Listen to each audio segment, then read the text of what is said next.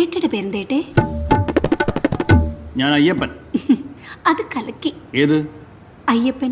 തബലിസ്റ്റ് അയ്യപ്പൻ. എന്താ ചേർച്ച. ഈ ഏട്ടന്മാരൊക്കെ? ഇത് ബഷീറേട്ട, അത് രാമൻകുട്ടിയേട്ട, ഇത് ആമിനേട്ടി.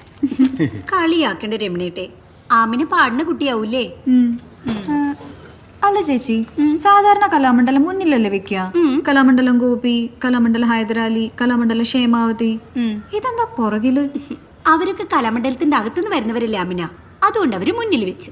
എന്റെ വീടിന്റെ പുറകിലാണ് കലാമണ്ഡലം, അപ്പൊ ഞാൻ പുറകിൽ വെച്ചു.